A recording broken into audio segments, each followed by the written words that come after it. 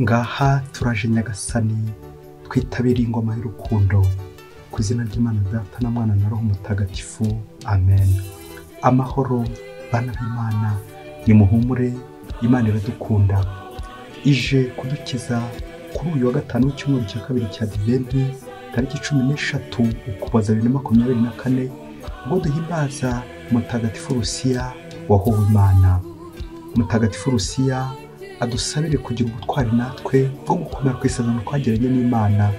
Ubwo Mutagatifu Lucia bamuhoye ubukristo, agakomera ku bukristo bwe, bigatuma birangira aho Imana, akomera ku busugi bwe. Nicyo rero sezeranyije Imana, nawe nanjye dukomere ku isezerano twagiranye n'Imana, kabone nubwo twanyura mu magorwa, kanubwo haba hari abagiye kudukanga, abagiye kuduhungeta. Ujye uzirikana uti harya nasezeranyije Imana, abari uzajya wibaza kimwe na Mutagatifu Lucia, natwe dukomere ku masezerano twagiriye Imana. Amasomo agiye kudufasha gukomera ku masezerano dufitanye n'Imana. Isomo rya mbere ni mu gitabo cy'umuhanuzi Izayi, umutwe wa 48 umurongo 17 kugeza ku 19. Avuze atyo Uhoraho nyir'ubutagatifu wa Isiraheli, uwagucunguye, ni njye Uhoraho Imana yawe, ukwigisha ibikugirira akamaro, nka kuyobora mu nzira unyuramo. Nyamara iyo ujya kwita ku mategeko yanjye, amahoro yawe abasendereye nk'uruzi, n'ubutungane bwawe bukamera nk'imivumba yo mu nyanja. Urubyaro rwawe rwari kuzangana nk'umusenyi, abagukomokaho bakangana nk'urusekabuye. Izina ryawe ntiryari kuzasibangana, cyangwa se ngo ryibagirane imbere yanjye. Iryo ni ijambo ry'Imana. Zaburi ni ya mbere. Nyagasani ugukurikira azatunga urumuri rw'ubugingo. Hahirwa umuntu udakurikiza inama y'abagira nabi, akirinda inzira y'abanyabyaha, ahubwo agahimbazwa n'amategeko y'Uhoraho, akayazirikana umunsi n'ijoro. Ameze nk'igiti cyateye uruhande rw'umugezi, kikera imbuto uko igihe kigeze, kandi amababi yacyo ntagire ubwo arabirana. Uwo muntu ibyo akora byose biramuhira. Naho ku bagira nabi si uko bigenda, bo bameze nk'umurama uhuhwa n'umuyaga, kuko Uhoraho yita ku nzira y'intungane, naho inzira y'abagira nabi ikagusha ruhabo. Nyagasani ugukurikira azatunga urumuri rw'ubugingo. Nyagasani Yezu nabane namwe. Amagambo mu Ivanjili ntagatifu kwanditswe na Matayo, umutwe wa 11 umurongo 16 kugeza ku 19. Muri icyo gihe Yezu abwira rubanda ati, mbese ab'iki gihe nabageranya n'abande? Bameze nk'abana bicaye ku bibuga, bagahamagara abandi bati, twavugije umwirongi maze ntimwabyina, duteye indirimbo z'amaganya ntimwarira. Koko rero Yohani yaje atarya atanywa, bati yahanzweho. Naho umwana w'umuntu aje arya kandi anywa, bati ni igisambo, ni umusinzi, ni inshuti y'abasoresha n'abanyabyaha. Nyamara ubuhanga bw'Imana bwagaragajwe n'ibikorwa byayo. Iyo ni Ivanjili ntagatifu. Bayoboke b'Imana, nimugire amahoro. Aha tugeze ni kuri buri munsi. Fungura buri munsi, ufungure buri munsi, ufungure abandi buri munsi. Ineza y'Imana buri munsi, ijambo ry'Imana buri munsi rigutunge, rikuyobore, rikumurikire buri munsi. Iyo bavuze misa y'urumuri, ni misa iza kuguha nyine urumuri, ukazirikana, ukumva icyo Imana ikubwira, ukumva aho Imana ikuyobora, ukumva uko Imana igenda ikumurikira mu buzima bwawe bwa buri munsi. Bityo n'amasomo nyine tuzirikana mu misa nagenda aganisha kuri iyo ntego yo kumurikirwa n'Imana mu buzima bwacu, kuko akenshi tugendera mu mwijima, tukagendera mu byaha, tukagendera ahatabona, nuko Nyagasani akagenda aza duha urumuri, kuduha umucyo mu buzima bwacu. Umunsi w'umusazi yari ari gushotora inyamanza, nuko wari umubonye aramubwira ati, umva rero, nta muntu ujya wica inyamanza ngo abeho, iyo nyamanza uyihorere uyihorere. Nuko ngo umusazi ngo aramubwira ati, reka da, ko nyakwigendera se yayishe yabaye iki? Bayoboke b'Imana, nimugire amahoro. Nyagasani buri gihe aza dukebura, ariko akenshi hari ubwo dutamwumva kubera wenda ubusazi bwacu, nari ngiye kuvuga n'ubwana bwacu. Iyo umuntu atari umusazi ntabe n'umwana, yumvikana bari mukuru utekereza, akamenya gushyira mu gaciro, akamenya icyiza akagikora, akamenya n'ikibi akakirinda. Amasomo cyacu duteguriye nadufasha kumva ijwi ry'imbere, bityo tugakora nyine icyo Imana itubwira ubwo tujya kuzirikana ku ijambo ryitwa amananiza. Akenshi abantu mu buzima bakunze kugorana, bakananiza abandi, bakarushya abandi. Uyu munsi wongere urebe niba nawe nta mananiza ugishyiraho abandi, wongere urebe niba ubyorohera abandi kugira ngo bagane Imana, bayoboke inzira y'Imana. Isomo rya Nyagasani aradusaba kutamushyiraho amananiza, bityo tukamukurikira kandi tukamukurikiza, tukubahiriza amategeko ye. Imana ibabajwe n'umuryango wayo utari warayumviye kuva kera kose. Bajyanywe bunyago kubera amafuti yabo, kubera amakosa yabo, gusenga ibigirwamana. Nuko rero uwo muryango ukaba uri mu bucakara i Babuloni, ushikamiwe, unanijwe n'abategetsi b'inosi. None Imana irawureba ikawugirira impuhwe, iti yawe y'umuryango wanjye wari kuba warageze aha ngaha, wari kuba warisubiyeho, warakoze iki ngiki, mwari kuba muriho mu mudendezo. Ati nyamara iyo ugiye kwita ku mategeko yanjye, amahoro yawe asendeye nk'uruzi, n'ubutungane bwawe bukamera nk'imvura yo mu nyanja. Amen, amen, amen. Nawe uze kureba ibyago urimo, ibibazo urimo, ubushikamiro urimo, wasanga hari ibyo nawe wikururiye biturutse ko utakurikije amategeko y'Imana uko bikwiye. Garuka ku isoko. Nyagasani arifuza ko wamugarukaho ukamuhahaho ubutungane, ineza ndetse n'ukuri. Na Zaburi uyu munsi, Zaburi ya mbere, iradushikariza gukomera ku Mana no gutananiza Imana. Nyagasani ugukurikira azatunga urumuri rw'ubugingo. Amen. Kureka Imana ikanyiyoborera, kureka ngakurikira Imana kandi nkayikurikiza, nibwo nzahirwa, nibwo nzamererwa neza. Ibintu ni bibiri. Umuntu wese udakurikiza inzira z'Imana yitwa umusazi. Umuntu nanone ugenda bigura intege, rimwe na rimwe ntumenye ahantu wamushyira, akajya iburyo akajya ibumoso bitewe n'aho bamujyanye, uwo nawe bamwita umwana. Umwana nyine ni wa wundi bashyira hariya akagenda, bashyira aha ngaha akahajya. Nayifu umwana aba ni wese Kristo ari gutujyanye no mu ivanjiri, ubwo avuze atabiye ingoma n'abajyanye n'abandi, bameze nk'abana bicaye hehe ku bibuga. Tumeze nk'abari mu mikino. Nyagasani araza ntitumenye ko yaje, tugakomeza tumwitiranya, ntamenye uruhande turiho. Umuntu mukuru nufata uruhande akavuga ati iki ni cyiza, ndabona ko ari cyiza, reka ngikore. Iki ni kibi, ndabona ko ari kibi, reka nkihorere. Ngubwo uruhande rw'umuntu mukuru ni ukujya ku ruhande nyine rw'Imana, uruhande rwa Yesu rwo gukora buri gihe ikintu cyiza. Iyi vanjiri irerekeza mu kibuga, uburyo umwana yakagombye kumera, umwana uri kwiga, uri kwigira ku bandi, ugomba gusabana n'abandi. Kuri ifoto nawe y'umwana utarira, bakamukubita ntarire. Kuri ifoto none y'umwana udaseka, uwo mwana azamera ate? Kera turi mu mashuri abanza, kugira ngo wereke mwarimu ko wamupinze, yaragukubitaga akagukubita ugaseka, akagukubita ugaseka, akagukubita ugaseka, kongera akagukubita ugaseka, kugira ngo mwereke ko wamupinze neza neza mwarimu. Umujinya ugakomeza ukamusya. Uburyo bwo gusuzugura. Iyi vanjiri none irerekeza kuri Yezu na Yohani Batisa, uburyo Yezu ategura amayira yacu.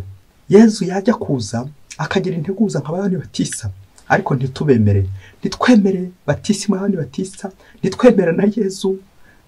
Bikaza kurangira turi kunaniza Imana, gutemera intumwa z'Imana, dore ko usuzugura intumwa wasuzugura n'uwayitumye. Noneho Imana yakwizera ubwayo nayo ntituyemere, tugakomeza mu kugenda dupinga, igihe cyose tugahora dupinga. Ngaya mananiza. Dushobora kuba dushoboye ariko tudashobotse. Dushobora kuba twarize twaraminuje ariko iby'Imana tukabijugunya. Dushobora kuba dufite amafaranga menshi cyane ariko amafaranga azadupfira ubusa. Kubera iki? Kunanizanya, kutumvikana n'Imana, kutumvikana ko tugomba gukoresha amafaranga. Nguko kunaniza. Yohani Batisa araza, igihe cy'akababaro kiraza, ntitugire umusaruro kiturongera, n'igihe cy'igishimo cyaza naho ntitugire ibyo tukironkamo. Akenshi iyo uba mu buzima bw'amananiza, birangira uri guhomba no guhomboka bitabuze. Na niyo mpamvu muri iki gihe cya Adventi, Yohani Batisa ari gukomanga iwawe ati nkingurira, ugira uko wibabaza, ugira uko wigomwa, ugira gutegura Noheli. Dore ko Noheli atari gusiga cy'igishimo, ahubwo ni igihe cyo gusangira n'abandi, ugasangira nabo akababaro, ugasangira nabo agahinda, ugasanya nawe ibihe by'amahoro, ugasanya nawe ibyishimo Yesu abatuzaniye, Yesu umwami w'amahoro. Ni kangahe mu ngo zacu tunanizanya, bityo ntitubashe gutambutsa ijwi rya Yohani Batisa riri gukomanga iwacu ati nimutegure inzira za Nyagasani. Amananiza. Hari abantu benshi mu ngo iwacu babaye ba nta mushobora, nta munoza, icyo ukoze cyose akagenda apinga, icyo ukoze cyose agapinga. Abantu rero kugenda bapinga ibintu byose, abo ngabo ntibashobora nyine kubona Yesu Kristo uje tugana. Umunsi umwe hirya kure cyane muri Afurika, ngo mu rugo rw'umugabo n'umugore, ngo bari bafite umwana umwe w'ikinege w'umukobwa. Nuko uwo mwana yumviraga ababyeyi be bombi. Igihe kiza kugera ababyeyi bombi bo ntibumvikana uko ari babiri, ariko umwana akaba ashobora kumvira mama we, akumvira na papa we. Mbese umwana ameze nk'igisekera mwanzi, nta n'umwe yirengagiza mu babyeyi be, bombi bumvira kimwe. Mu gihe kimwe kiza kugera, wa mwana aza kurangiza amashuri adatsinze, yatsinzwe.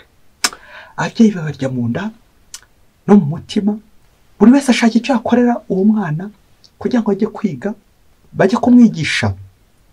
Nuko ngo bari batuye muri centre wo muri uwo mujyi. Ubwo papa we akaba afite igitekerezo cy'uko yifuza ko umwana we yakwiga mu ishuri ry'abakobwa gusa ryabaga iburengerazuba, kugira ngo umwana we atazarororwa n'abasore, bityo agakomeza akaba koko umukobwa umwari w'isugi. Ubwo papa akomeza kubitekereza, ntiyigera abwira nyina ko afite icyo gitekerezo ko yifuza ko umwana we azajya kwiga mu ishuri ry'abakobwa ryari riri iburengerazuba. Ku rundi ruhande narwo, nyina nawe akaba ari gutereta iburasirazuba, yifuza ko umukobwa we azajya kwiga mu ishuri mix, ishuri ry'abasore n'abakobwa, kugira ngo uwo mwana azarusheho guhumuka, amenye kubana n'ingeri zose ari abasore n'abakobwa. Muri abo bombi ninde wari ufite ukuri, ari umugabo ari umugore? Ubwo buri wese atereta ku ruhande rwe aho yifuza ko umwana azajya kwiga. Igihe kiza kugera, hahandi papa yaterese iburengerazuba, baza kumwemerera ko umwana aza guhiga. Nuko muri iryo joro afata umwana aramujyana n'iburengerazuba kugira ngo umwana ajye kwigayo. Ubwo amaze kugezayo umwana arigarukira, na nyina nawe handi yari yaterese iburasirazuba, nabo baza kumwemerera wa mwanya ko umwana agomba kuza kwigayo. Ako kanya nyina yumvise ko umwana bamujyanye iburengerazuba, aragenda amukurayo amujyana iburasirazuba kugira ngo umwana ajye kwiga iburasirazuba.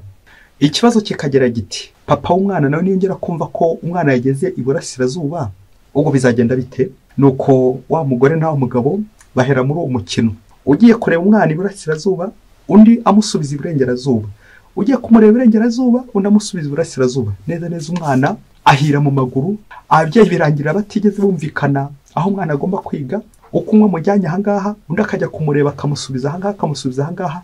Neza ubu mukino nduhita umbaza uko match yarangiye. Reka dusoreze ku bibazo bine tugiye gusubiza, biza kudufasha kureba niba tutajya tunaniza Imana cyangwa tunanize abo tubana, kugira ngo dushobore gusobanukirwa uko umwana azamera. Icya mbere, ese uyu mwana ni uwa se ni uwa nyina? Nta kindi gisubizo nyine, umwana yakagombye kuba ababyeyi bombi, bityo bagafata n'ingamba uburyo bagiye kumurera, naho bagiye kumurerera umwana w'ababyeyi bombi. Rya zina rya wa mwana w'umunyarwanda bati rugira babiri, umugabo n'umugore mu nshingano zabo kwita ku mwana wabo, ku bana babo. Iyo mu rugo umwana yatangiye kuba uwa se, undi akaba uwa nyina, abana bamwe baciyemo ibice byarangiye. Ikibazo cya kabiri kiti, fora icyo umwana azavamo, uwo mwana azamera ate, umwana azaba nde? Nta kindi nyine, bitewe n'uko ababyeyi bamuteguye kandi bamuteguje, ashobora kuzavamo agacurama, ntamenye niba ari iburasirazuba cyangwa niba ari iburengerazuba. Neza bikazarangira acanganyikiwe. Umwana kera kabaye ashobora kuzaba umusazi, kubera ubusazi bw'ababyeyi be nyine batari guhuza. Ntari iburengerazuba, ntari iburasirazuba, ntiwamenya aho umufatira. Ikibazo cya gatatu, ari uyu mugabo ari uyu mugore, ninde uri mukuri, ninde uzatsinda? Ndabizi watangiye gusubiza, ushobora kuvuga uti n'uyu mugore, bitewe nuko yifuza ko uyu mwana yamenya n'imico y'abandi, akamenya imico y'abahungu, akamenya imico y'abakobwa. uzatsinda n'uyu mugabo kubera ko yifuza ko umwana we azakomeza kuba isugi, agakomera rwose no kwitwara neza nta kimuvangira. Aha, ndagira ngo nkwibutse ngo urugo haramutse habonetsemo uwatsinze. Muvye aka kantu gaca akarongo, niba ushinze urugo, igihe nikigera hakaba hari ikibazo mu rugo, hakavuka impaka, hakaza kubonekamo utsinda, n'utsindwa birumvikana, uzamenye ko urugo ruri mu marembera. Kuko mu rugo, urugo ntabwo ari urukiko, urugo ntabwo ari urubanza, ahubwo urugo ni imbabazi, urugo ni ukoroherana, urugo ni ugushyira hamwe. Igihe cyose habuze kumvikana, habuze ubworoherane, muzamenye ko urugo rugiye gusenyuka. Yaba ingo zacu zitari ziri inkiko, twagombye kuba turi kumvikana, twagombye kuba turi guhuza. Umugabo n'umugore bakagombye kuba bamanye neza, kandi nubwo bahura n'ubukene, inzara, ibibazo, ariko bagahuriza hamwe, ntacyo bitwaye. Ariko akenshi uzasanga dufite n'amafaranga, ayo tugenda dutagaguza muri izo nzira hose, tugenda amafaranga menshi, akazi karyoshye, agazi gashyushye. Ariko niba turi gushorana mu manza, mu nkiko, turi kujya gushaka za gatanya, aho nta rugo rurimo. Urugo ruri gusenyuka, urugo rugeze mu marembera. Mufatiye n'igihe banyaboneka. Reka dusoreze ku cyakane, ikibazo cya kane. Ese hari gukorwa iki kugira ngo uyu mugabo n'uyu mugore bahuze? Nta kindi usibye guhura muri santere, dore ko ariho bari batuye, nuko bakumvikana. Ese umwana arajya iburasirazuba cyangwa arajya iburengerazuba? Nuko bombi bagahuza, ariko icyo bahuriyeho baranzwe no guhuzagurika, ari nabyo nyine bizarangira n'uyu mwana wabo nta kabuza azahuzagurika. Niba se ababyeyi bari guhuzagurika, wagize ngo umwana we azahuzagurika gahoro? Bakristo bavandimwe, uburengerazuba n'uburasirazuba, amajyepfo n'amajyaruguru biza mu ngo zacu, ni bya bindi by'uko nyine ntawe umenya uruhande turiho. Turi kujya ku ruhande rwa sekibi, aho kugira ngo dutegure imitima yacu, aho kugira ngo duhinduke dutegereze amazi ya Nyagasani, twebwe ahubwo turi kumutegereza tunanizanya amananiza. Burya mwa babyeyi mwe, abantu badahura ntibashobora guhuza.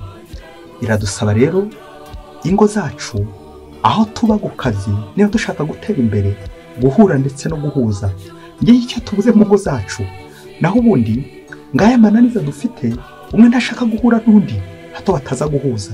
Niba nawe uri mu bananizanya, uyu munsi Nyagasani arifuza ko mwahura kugira ngo mushobore guhuza. Burya ikiza kubwira umuntu wahuye n'Imana, nuko nyine anahura n'abandi kandi bagahuza n'abandi. Mutagatifu Lucia wanogeye Imana, agakomera ku Kristo bwe kugeza n'ubwo bamuciye umutwe kubera kwanga kurekura, kuregeza no kwanga guhemukira Kristo. Lucia dusabire kugira ngo natwe dukomere ku masezerano yacu batisimu yo guhura ndetse no guhuza n'Imana buri munsi. Mwese Imana ibahe umugisha. Imana Data na Mwana na Roho Mutagatifu. Amen. Padiri Mukuru wa Diyosezi ya Cyangugu.